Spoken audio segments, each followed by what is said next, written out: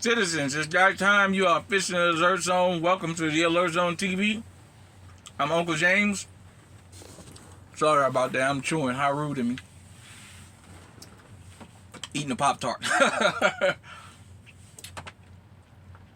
I would love for you to become an active citizen in the Alert Zone by hitting the subscribe button, hitting the bell so you be notified when we drop important, informative, and sometimes goofy content. Give the video a like, share, comment. If you 18 years or older and are able to be legally armed in America, practice your Second Amendment rights. It's not illegal under the Constitution. So I'm jumping right into it. This is going to be another shit hit the fan video. However, you better hold on to your seats, because it's not your typical shit hit the fan videos here in the Alert Zone. Shit hits the fan. Critical decisions. What do you mean, huh? Critical decisions. I'll tell you what I mean. Let's say you live in a decent sized town. One night, you're home watching TV, you and your family, and the lights go out. You get up and look out your window and notice there ain't no lights in the whole building. If you live in an apartment complex. If you live in a home, you look outside and you notice there ain't no lights on the whole block. You grab your flashlight, you come out. You start walking the neighborhood and find out there ain't nobody nowhere around with no kind of power. You take your cell phone out so you can call somebody and ask if they got power, but you don't have no communication. Phone lines down.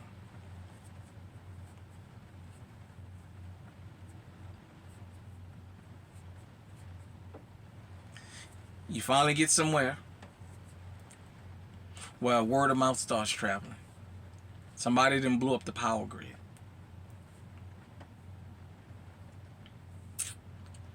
Oh, what do you mean the power grid? Let's just say the power plant that powers your town, your neighborhood, what have you, is destroyed. I mean destroyed. And you want to go on the other side of town to one of your relatives' house and they find out the same thing happened to them. Now, all hell breaks loose. Anarchy, chaos. Because it starts happening across the country. Across the state, across the city you live in, it's just hell. Let's say this. You, your wife, if you're a man, if you're a woman, your husband, got 3 children. You got an 18-year-old that's special needs. You got a 9 and a 10-year-old that's just fine. They're athletic. They can run when you say run. They can climb if you need them to climb. They can stay quiet if you need them to stay quiet. But let's just say your 18, 19-year-old kid is confined to a wheelchair. Is blind. Is deaf. Is basically immobile. To the point where if you guys got to go into the woods, they're going to slow y'all down to the point you may lose your life. Now, during this anarchy, all hell breaks loose. And people start going house to house. You got a gang of guys who had already said if the electricity and communications went down, they was going to go house to house and start setting things on fire. Because you got a lot of pyromaniacs out here. How you think all in California you get all them wildfires? It's them goddamn pyromaniacs. And they start setting houses on fire. And they sneak up on yours and you gotta leave. You can get out if you can grab your wife or your husband, depending on which one you are, and you can grab your children. The 10 and the 9-year-old. but the 19-year-old is immobile. It takes a lot to move them. Are you willing to take your kid off this planet? I'm asking. I'm asking this for a reason. Are you willing to do that? Are you willing to take your 19-year-old off the planet that is immobile or that is special needs so you can preserve the life of the youngest two? So you guys can go out in the woods where it's safe. Let's change it. Let's just say your mom is 80 and she lives with you and your family. And you guys gotta run. She walks real slow. She needs a cane. She's very fragile. And just up out of the clear blue, y'all got to go. There is no time to get this. Y'all gotta go. Y'all got you gotta grab your kids. You gotta grab your wife. You gotta grab the first damn gun you can grab, and you gotta go. Cause you see yourself having to leave your mom now?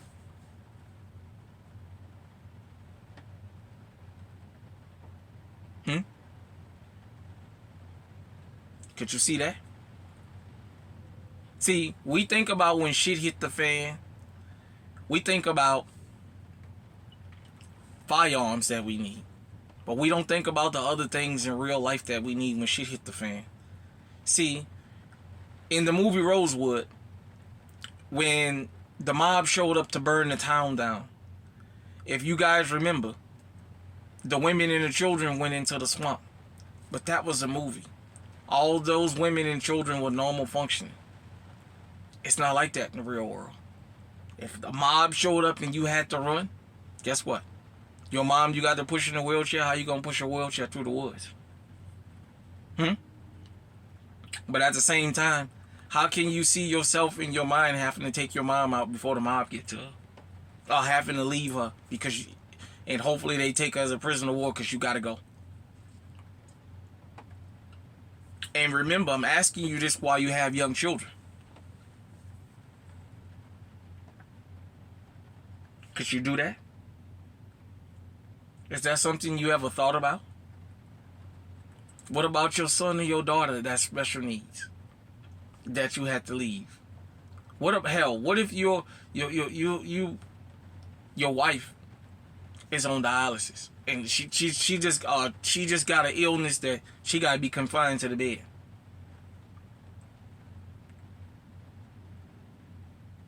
Would you have the guts to take her out before you flee? Or would you leave her and see what the mob gonna do? You see, we don't think about these things in these times. But there was a time that people had to think about this. There was an event that happened that everybody knows about, Hurricane Katrina. And within the blink of an eye, a lot of people were stuck with these decisions. A lot of the people that died that was elderly or that was impaired for whatever reason, visually or mentally or what have you, that drowned, that stayed left behind. It was because people had to think about, do I preserve their life and possibly risk both our lives, or do I let them go? There was people that talked about contemplating drowning their own children. There was no food. Food was scarce. Water. People was considering drinking that flood water. For those of you who never been in New Orleans, in the summertime in August, Katrina hit 2 days after my birthday, 2005. August 29th. My birthday, August 27th. It's 100 degrees. You got that flood water with all that mud in it. The sun shining on it. It's humid. So it's 100 degrees when you add the heat index plus the shining of the water. It's 120, 125 degrees out there. Ladies. When the shit hit the fan, what if your menstruation come down? Can you handle the grittiness of not being able to put a pad on or a tampon? I'm asking. If the shit hit the fan. Remember, when the coronavirus happened, a lot of places people went into lockdowns and they lost their mind. And that was just from a lockdown. The coronavirus pandemic showed that the shit could hit the fan like that. And everybody makes preparations. But there's certain decisions that's critical that you're going to have to make. And I'm asking you here, are you willing to make them? If you have to climb and do a lot of climbing, and forgive me for saying this, but I got to say it. If you got somebody with you that's extremely overweight and they can't do it, are you willing to leave them behind to keep going? I know. Oh, you come up with some effed up topics. No, I come up with real life. See, I'm going to tell you and talk to you guys and put things on your mind here in the alert zone that you may have never thought about. I'm asking these questions because these things happen and they continue to happen. It may have not happened to you yet, but that don't mean it can't happen. Hell, let's just say, forget that. Let's just say there's a power outage to the point where they say it's going to be weeks before you can get power. And you got somebody that need oxygen. Or they need electricity to keep the oxygen or their heart machine going. Are you prepared to let them go? I'm asking. Because shit hit the fan, this is the type of things you got to think about. This is a part of shit hit the fan people don't want to have to confront. Because you may not like me bringing it up. But what you can't get angry about is the fact that this thing and these things could possibly happen to you. Could you detach and hold your emotions if you had to go hide in the woods? Ask yourself that. I'm just asking for a friend.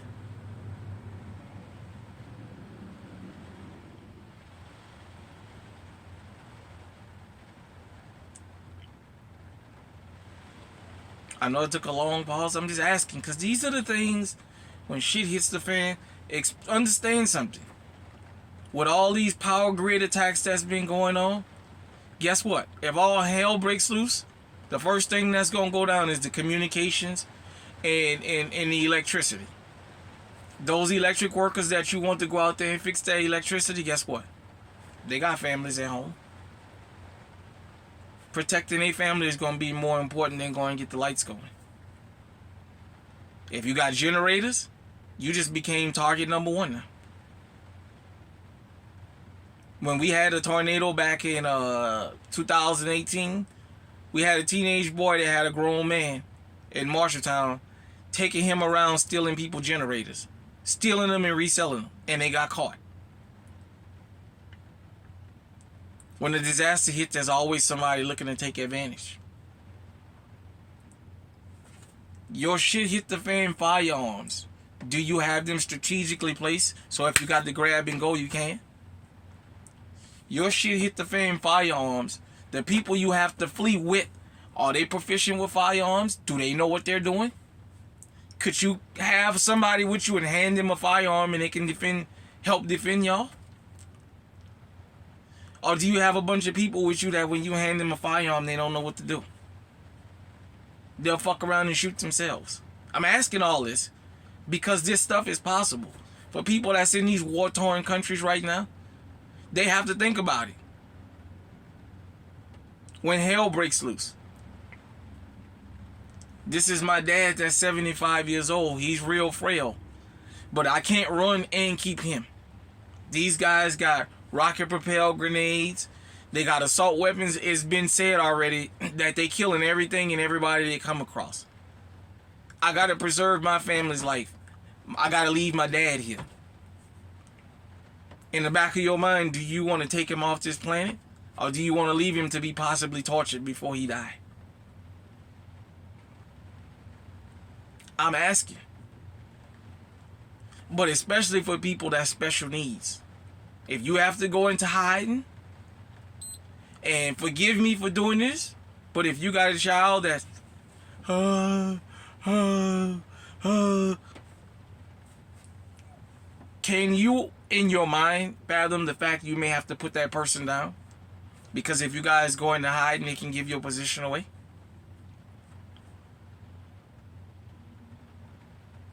I'm asking.